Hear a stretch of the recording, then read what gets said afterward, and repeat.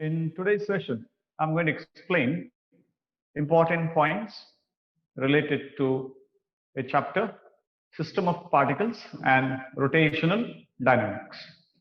So let's begin with the concept center of mass.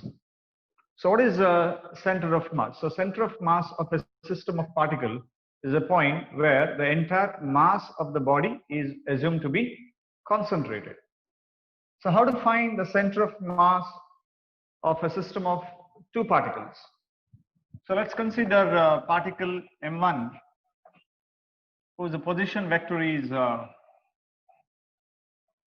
R1 vector, and we'll consider one more particle which is M2, second particle of mass M2, and its position vector is R2. So for two particle system, the center of mass always lies between the two particles, line joining, anywhere on the line joining the two particles, and nearer to the heavier particle. So for this system, so when we join the two particles M1 and M2, let the center of mass be at a particular point, and let RCM, R suffix CM, be the position vector of the center of mass. So what is the position vector of the center of mass? The position vector of the center of mass is given by the product of the mass of the first particle and its position vector, which is also called as the moment of mass, plus the mass of the second particle and its position vector divided by the sum of the mass of the entire system. So this is how we find the position vector of the center of mass. We can even find, suppose if we take these two particles on coordinate system, we can find the x coordinate of the center of mass, which is xcm, is equal to m1 x1 plus m2 x2 by m1 plus m2. And position, the coordinate, that is y coordinates of the center of mass, is ycm is equal to m1 y1 plus m2 y2 by m1 plus m2, where x1 y1 are the coordinates of the first particle, whereas x2 y2 are the coordinates of the second particle. The same formula can be used for more number of particles in a system. So only thing is you have to add some more terms along it. If there is a third particle in this equation, write plus m2 r3 vector, and in the denominator write m1 plus m2 plus m3. Same thing, even with the x and y coordinates, those terms are to be added so that it's applicable for any number of particles of a system. So very important formula to find the center of mass of a system of particles.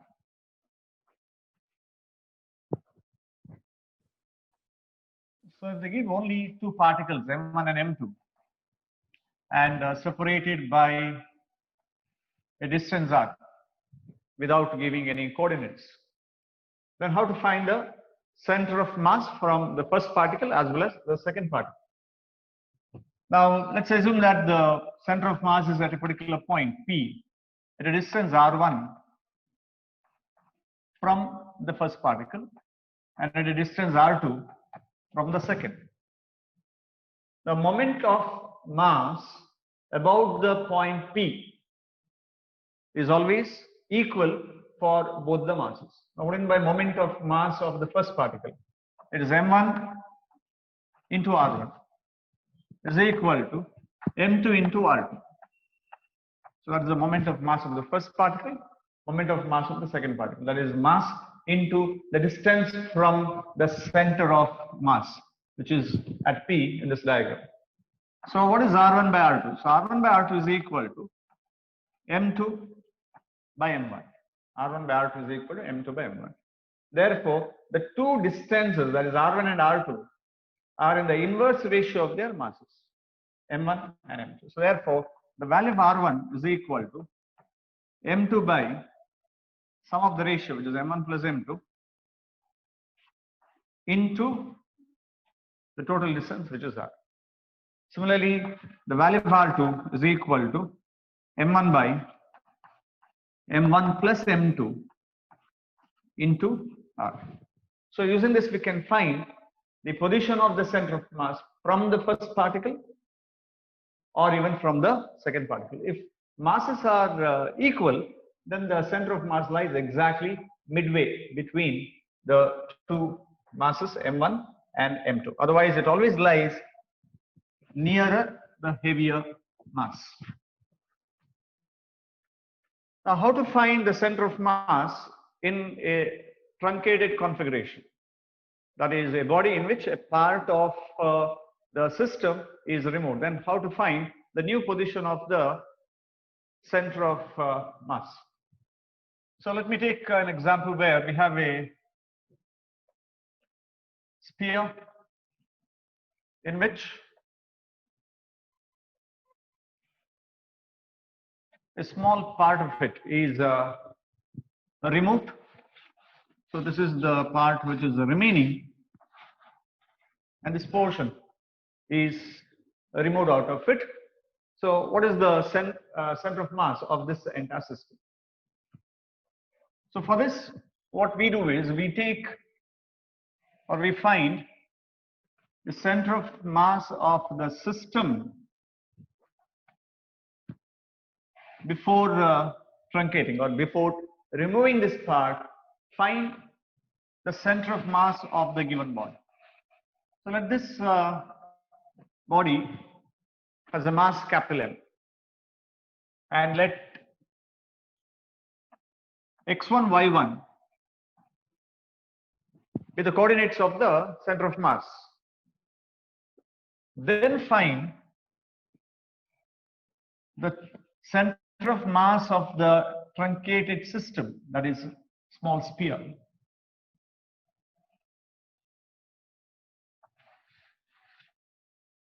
Let x2, y2 be their center of mass.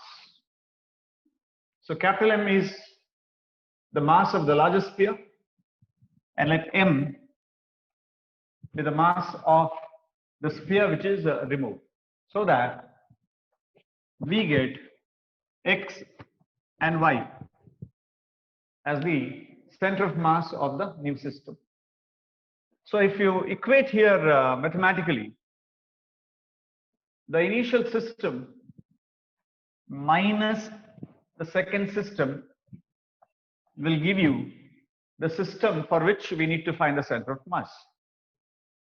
This system minus this system will give the configuration in which we have to find the center of mass.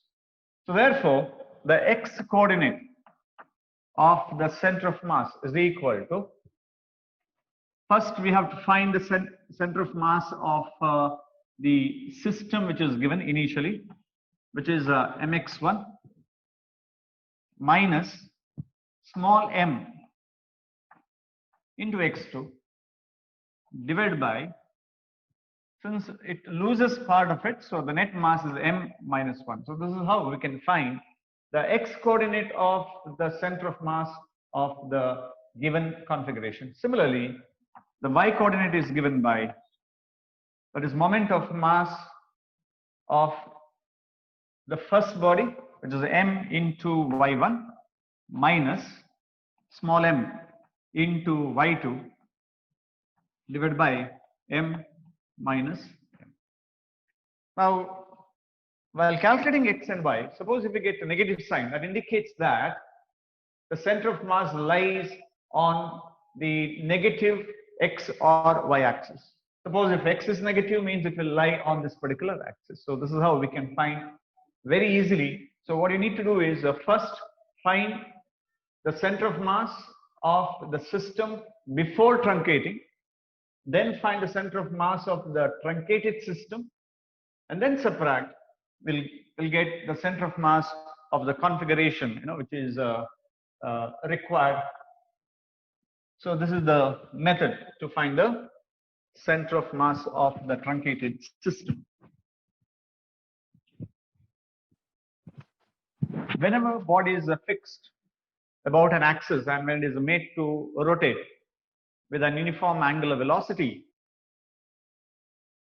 we can find the inertia of motion of the body, and that inertia of rotational motion is called as moment of inertia of the body, which is given by the product of the mass of each particle and square of the perpendicular distance from the axis of rotation. Now that is for one particle. For entire system, it is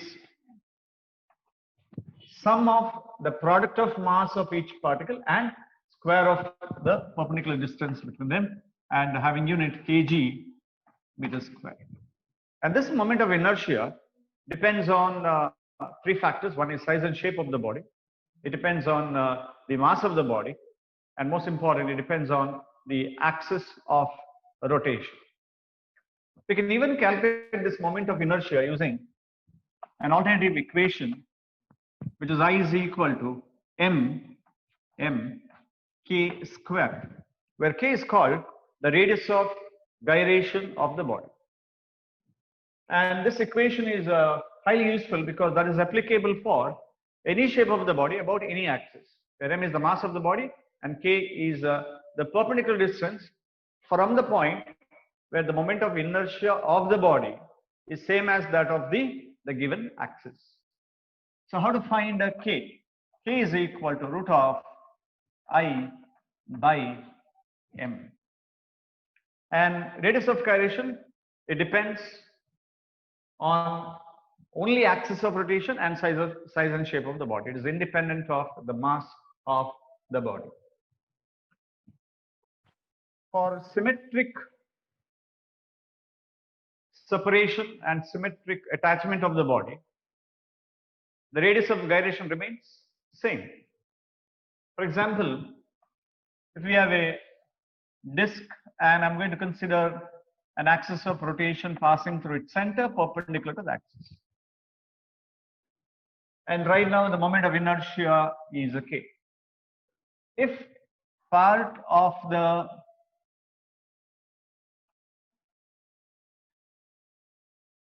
mass is detached from it, since the masses are symmetrically distributed and the separation that is taken is symmetric, there is no change in radius of gyration.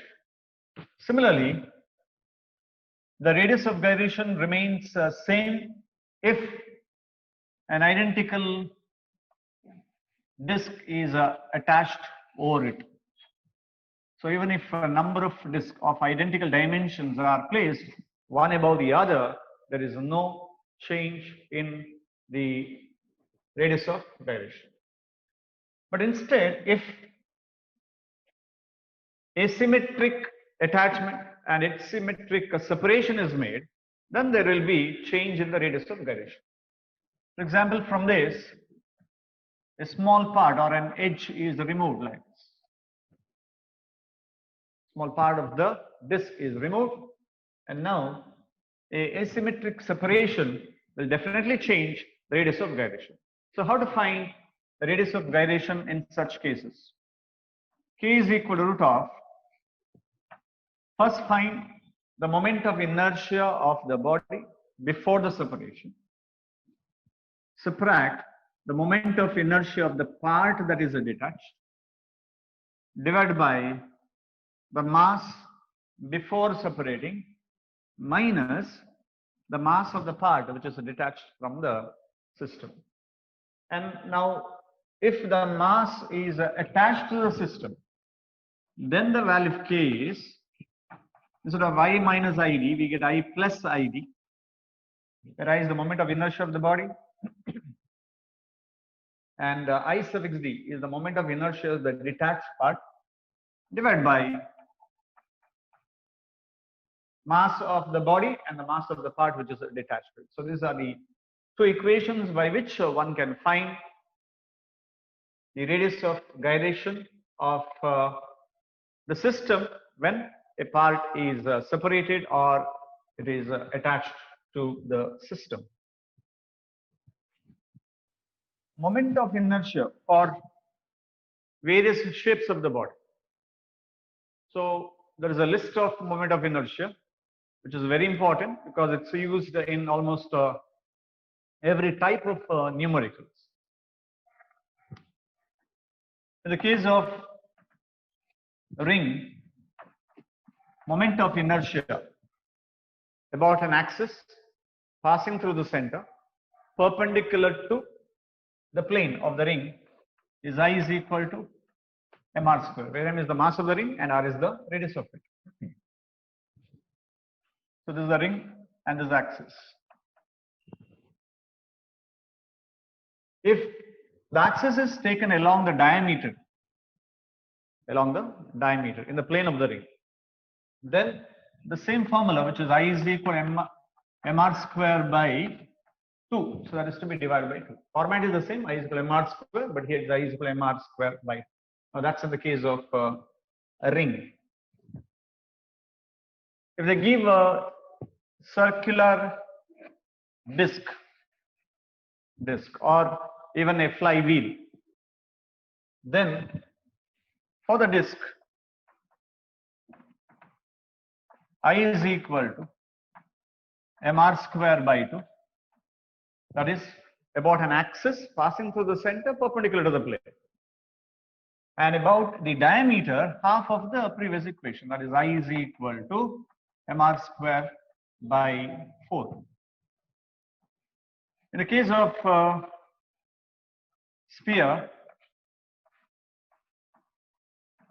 solid sphere, and then the hollow sphere.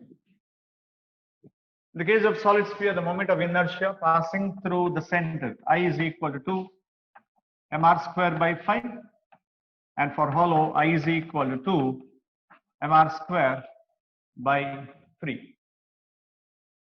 So you should remember all this equation. So method of remembering is just by repeating the equation again and again. And do remember even the axis of rotation, because for different axis of rotation, the equations are completely different. So then we have another object, which is cylinder, solid cylinder, and then the hollow cylinder. For solid cylinder, it's I is equal to mr square by 2 about the axis of the cylinder. And then for hollow cylinder, I is equal to mr square. For thin rod, for the rod of mass m and length L about an axis perpendicular to the rod, I is equal to ml square by 12. For a rectangular lamina, say lamina is a thick sheet but which is rectangular in shape. So I is equal to m into L square plus b square by 12. So that's for rectangular lamina. Suppose if it is a square lamina, then the value of L and B are equal, and you'll get the value of moment of inertia I to be equal to m L square by 6. That is for a square lamina. And in both, the axis is perpendicular to the lamina passing through the center. That is both in rectangular as well as square. In the case of rod, it is perpendicular to the rod passing through the center of the rod.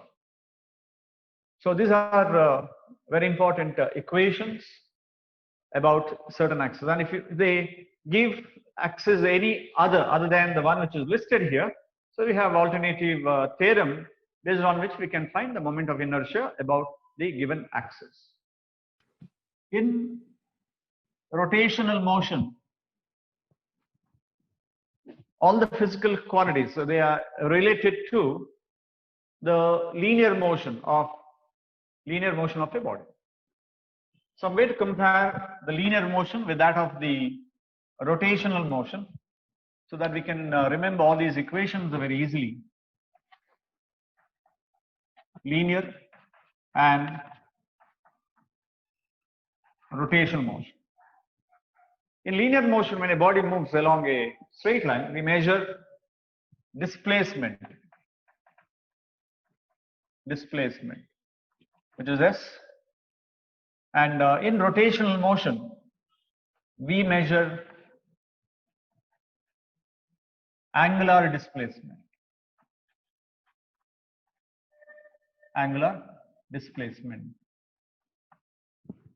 So theta is the symbol used for that.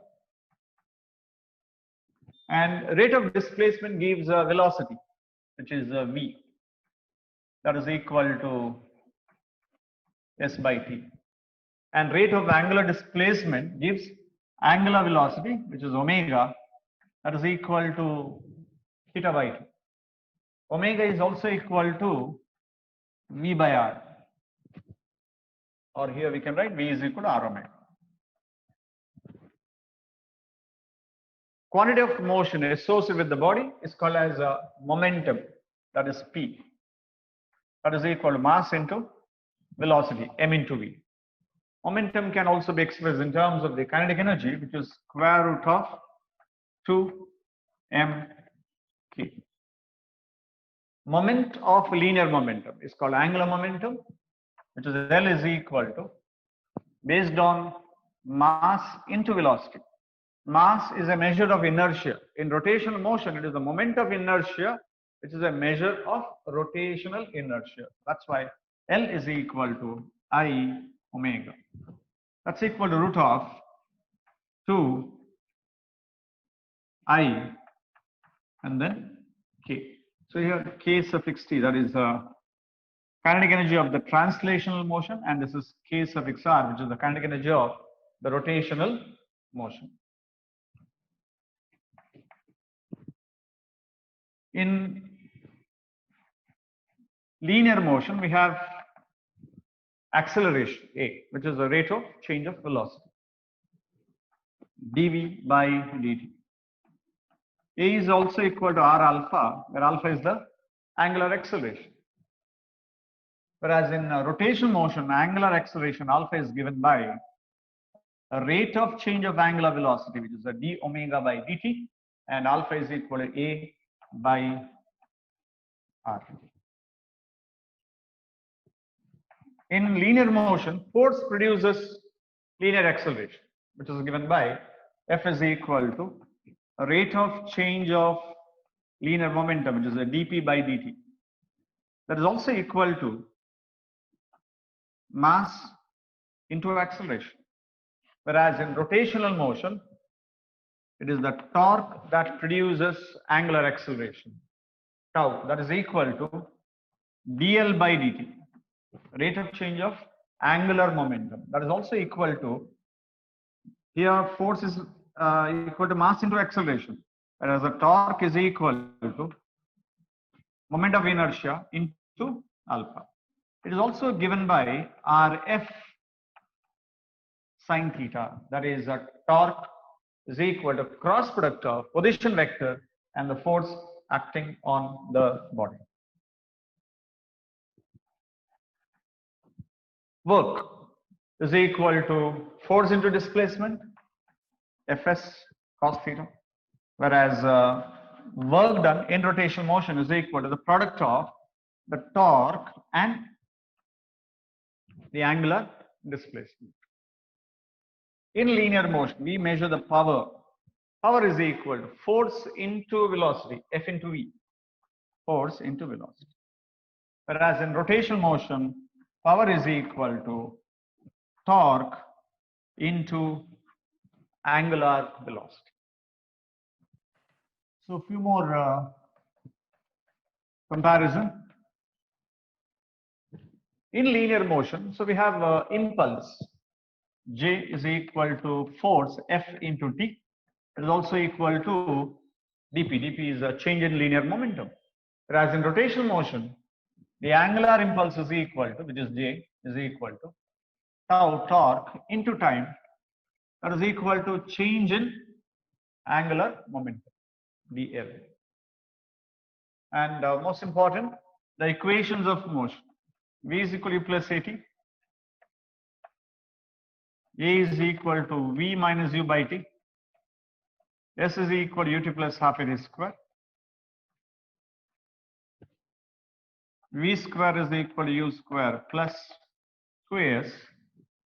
And then S is equal to V plus U by,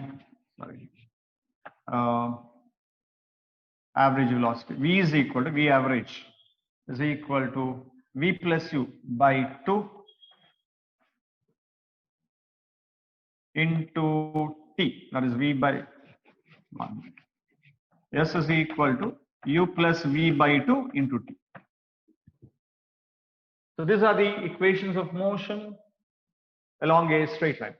So what are the equivalent equation that we use in rotational motion? So here V stands for final velocity. So therefore we have to write omega F, that is the final angular velocity. U represent initial velocity. So in the place of U, we have to write omega I. Omega I stands for initial angular velocity. Plus, instead of linear acceleration, it is angular acceleration, which is alpha, and then time t remains the same. Similarly, alpha is equal to omega F minus omega I by t. S is nothing but displacement here. So therefore, in this case, angular displacement is equal to omega I t plus half alpha t square. Omega F square is equal to omega I square plus 2 alpha theta. And then finally, theta is equal to omega I plus omega F by 2 into t.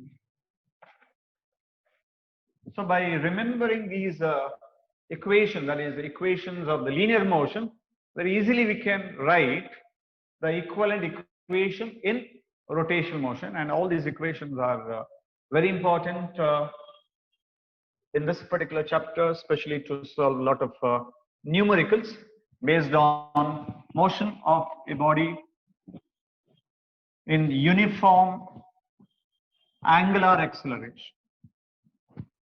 So when we write an expression for energy, kinetic energy, we write K is equal to half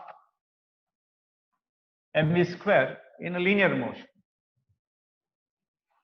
Whereas in rotational motion, it's K is equal to half I omega square. The other formats of the equation, K is equal to half P square by N, and then K is equal to half PV. So what are the other equivalent equations of the rotational motion? K is equal to half, in the place of a linear momentum, we get angular momentum, which is L square by M. And then here, K is equal to half, linear momentum is to be replaced by angular momentum, which is L. And then in the place of V, we write omega. And we already know that K versus V, and K versus P here in this two equations, they are of the format y is equal to ax square. So K versus P and K versus V, both the graph gives a parabola symmetric about the y-axis. K versus P or V. So this is the graph. Similarly, in rotational motion,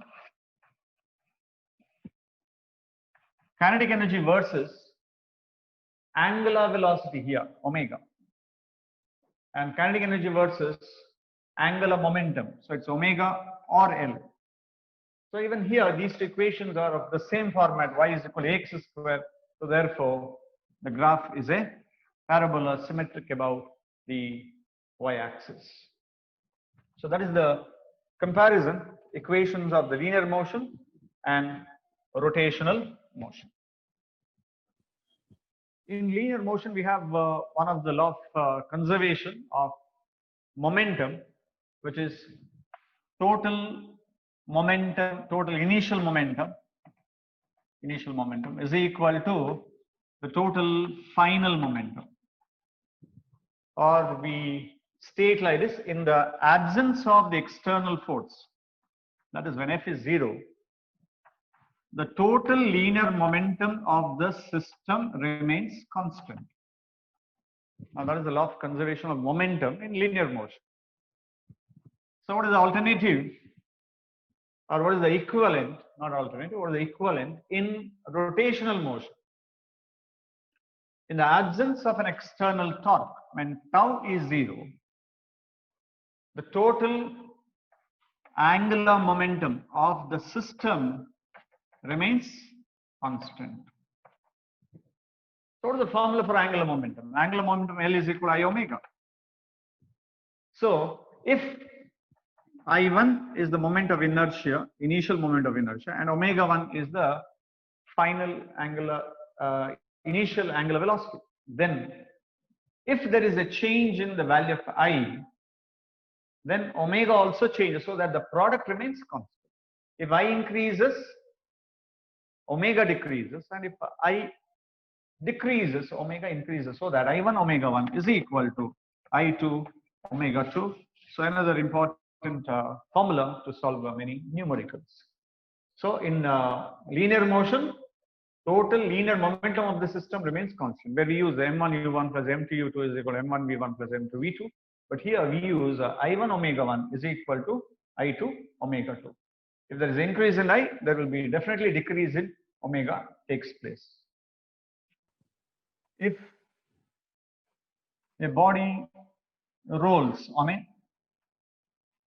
surface without slipping,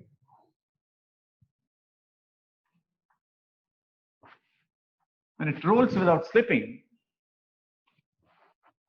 its center of mass has translational motion, whereas the body rotates about an axis passing through the center of mass. So it possesses two types of energy: one, translational kinetic energy, and the other, rotational kinetic energy. So that K is equal to Kt plus Kr, where K is the total energy of the system, total kinetic energy of the rolling body, Kt is the kinetic energy due to translation motion, and Kr is the kinetic energy due to rotation motion. Now, what is the kinetic energy due to the translation motion? Which is half mv square, plus due to the rotation motion, it's half I omega square. So that's equal to half mv square plus half I can be written as m k square, and omega can be written as v square by r square. So for this entire equation, half mv square is common. We get 1 plus k square by r square, and this is the formula for total kinetic energy of the system. And there are numerical where they'll ask what fraction of the rotational kinetic energy is equal to the total energy, or what fraction of the kinetic energy is equal to the total. So these kind of questions are possible, for which we can always find the ratio of the kinetic energy due to the translational motion, kinetic energy due to the rotational motion, with that of the total energy. And the ratio is 1:2 k square by r square is to 1 plus k square by r square. If translational kinetic energy is one part, then its rotational kinetic energy is equal to k square by r square, whereas the total energy is 1 plus k square by r square. What is r? R is the radius of the rolling body. What is k? Radius of gyration of the rolling body. So that can be a ring, it can be a disc, or a sphere, or a cylinder. The value of k changes continuously, and that can be found using k is equal to root of I by r I by m is the formula used to find the radius of gyration of any rolling body. So when a body rolls over an inclined plane,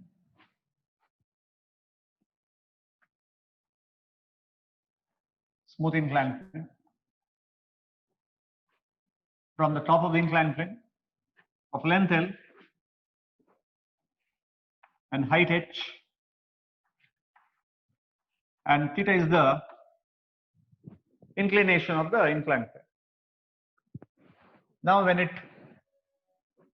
rolls down like this, what is the acceleration of the rolling body on a smooth inclined plane? If it slides, then acceleration is given by g sine theta. If it is a rough surface, then A is equal to g into sine theta minus mu k cos theta. But if it rolls, the acceleration is given by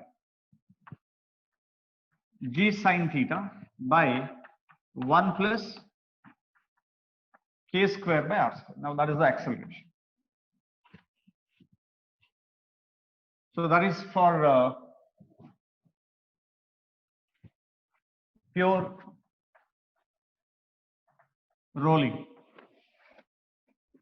For the rolling, A is equal to g sine theta divided by 1 plus k square by r square. If it is only sliding, then this term becomes 0. K square by r square becomes 0. So that the acceleration A becomes only g sine theta. So what is the velocity of such a rolling body when it reaches the bottom of the inclined plane? That is V is equal to root of 2gh divided by 1 plus k square by r square. And from this equation, we can even write h by L is equal to sine theta, or h is equal to L sine theta. So therefore, that h can be written as L sine theta. So for pure sliding, k square by r square becomes 0. So therefore, the velocity on reaching the bottom is 2gl sine theta, or that's also equal to root of 2gh. So what is the time taken by the rolling body when it reaches the ground?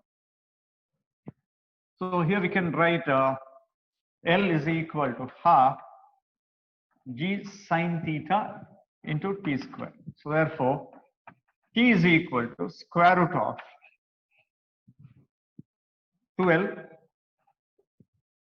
by g sine theta into 1 plus k square by r square. So this is the time taken by any rolling body to reach the bottom of the incline.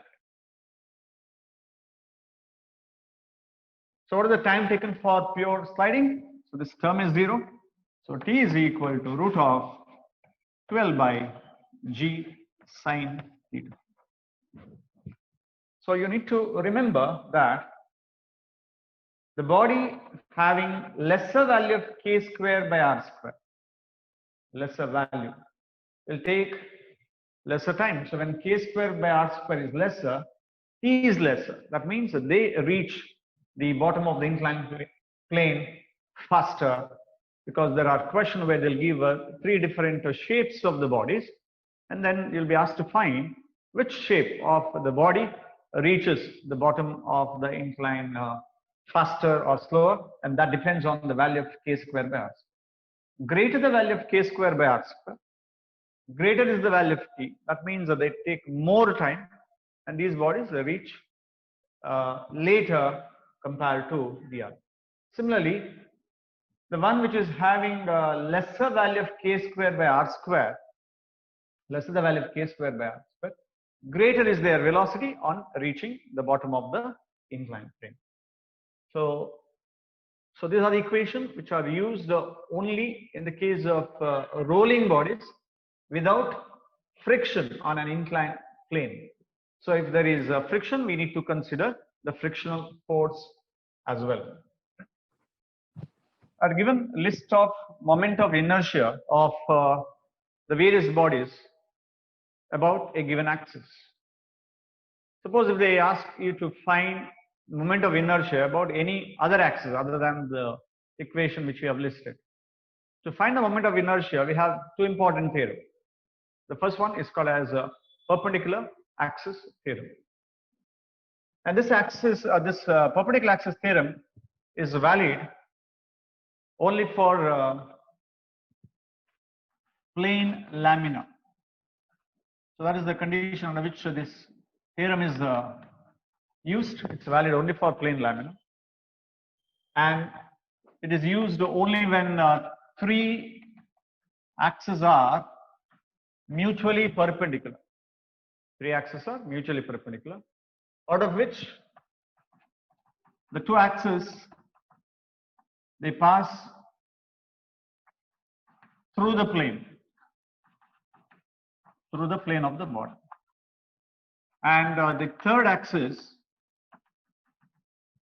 is perpendicular to the plane of the body.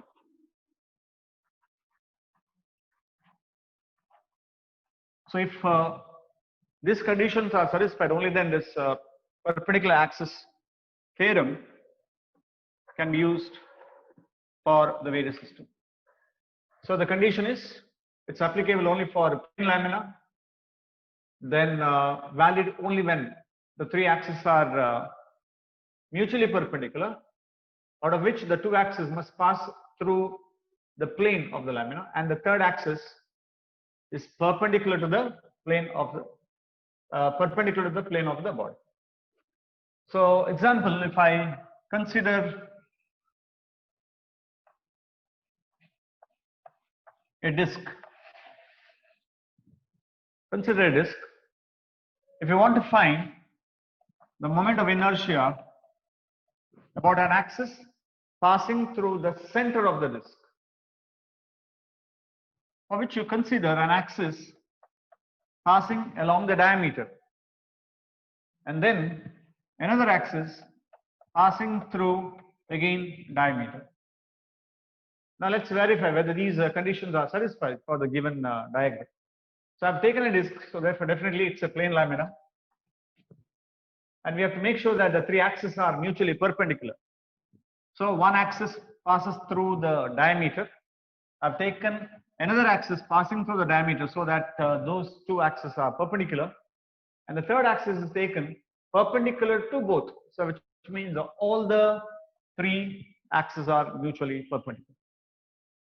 Then two axes must pass through the plane. So we find that the two axes, they pass through the plane of the disk, and the third axis is perpendicular to the plane of the disk. So therefore now this theorem definitely is applicable. Now what is the statement of the theorem? When three axes are mutually perpendicular, then sum of moment of inertia about the two axes in its plane is equal to moment of inertia of the third axis perpendicular to the plane. So this diagram, let this axis be along the x-axis, which is Ix. The other axis passing through the plane, I'm going to consider along the z-axis, and the third axis passing through the center perpendicular plane is taken as the y-axis. Then according to the theorem, Ix plus Iz is equal to Iy. That is equal. And we can verify this equation. So the value of Ix, that is moment of inertia about a disk about the diameter, is equal to mr square by 4. So we already know this equation from that important list of the moment of inertia. Iz is also same because it's about the diameter, mr square by 4. So according to this equation, when I add Ix plus Iz, which is mr square by 4 plus mr square by 4, we are going to get mr square by 2. So about this axis, it is I is equal to mr square by 2. and which is true because we know that moment of inertia about any axis passing through the center perpendicular to the plane is nothing but mr square by 2. So this is how the perpendicular axis theorem is useful, applicable only for plane lamina. You cannot use it for sphere or any other objects. It is applicable only for thin sheet, plane lamina, square, rectangular lamina. Only for such plane lamina it's applicable. To find the moment of inertia about any other axis, for other shapes of the body, we have another important theorem, which is parallel axis theorem. So while applying parallel axis theorem, the condition is it's applicable for any shapes of the body, let's say plane lamina, three-dimensional, two-dimensional object. But there has to be two axes parallel to each other, that is the condition, and out of which one of the axes must pass through the center of gravity. It's applicable for any shapes of the body. There has to be two axes parallel to each other, of which one of the axes must pass through the center of gravity. Then we can find the moment of inertia about any axis I is equal to moment of inertia about an axis passing through the center of gravity and product of the mass of the body and square of the perpendicular distance. So this is how we measure the total moment of inertia. It is a sum of moment of inertia about the axis passing through the center of gravity and product of the mass of the body and perpendicular to the square of the distance between them. So I'm going to consider a sphere, solid sphere, and this is the center of the sphere, and I want to find an axis, moment of inertia about an axis passing tangentially. So this is the axis about which I want to find the moment of inertia. So to find I, first we have to write the moment of inertia about the center of gravity. Center of mass or the center of gravity for a solid sphere passes through its geometric center. And the moment of inertia about that axis for a solid sphere is a 2mr square by 5 plus mr square.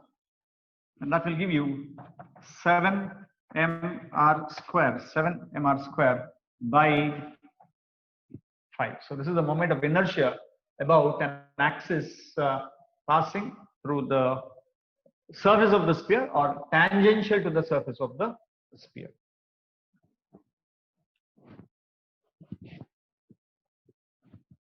If system of bodies are given,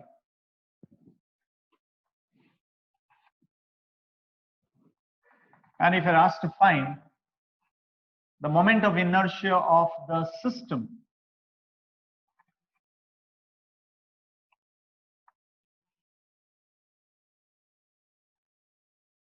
so where we have three identical discs of mass m and the radius r, and if you are asked to find the moment of inertia of the system, something like this, we need to find the moment of inertia about the given axis. I'm going to consider as a x dash. And since it is a disk, for the first disk, the axis is about its diameter. So the moment of inertia I is equal to mr square by, for the disk it is mr square by 4. But for the remaining two disks, the axis is not perpendicular to its plane, not about the diameter, but about the tangential, about the tangent of the disk. So for which we need to apply separately the parallel axis theorem, and then we have to add moment of inertia of all the three bodies. So first, separately, I'm going to find the moment of inertia of this disk about the tangent. So first, to find I, first consider the moment of inertia about the disk passing through the center of gravity, which is m r square by 4. That is, moment of inertia about the diameter is m r square by. After that, mass of the body and square of the perpendicular distance between them, which is r square. So that is mr square by 4 plus mr square will give you 5 mr square by 4. So this is the moment of inertia about this disk, which is I is equal to 5 mr square by 4. Even for the third disk, the axis is same as that of the second disk which we have taken here. So therefore, the moment of inertia of this is I is equal to 5 mr square by 4. So the total moment of inertia of the system is equal to sum of the moment of inertia of the individual bodies, which is mr square by 4 plus 5 mr square by 4 plus 5 mr square by 4. So on adding, we'll get 11 mr square by 4. So this is the application of an important theorem. Both perpendicular axis as well as the parallel axis theorem are very important.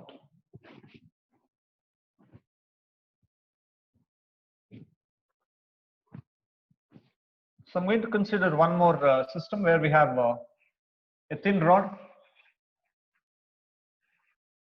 And if you're asked to find the moment of inertia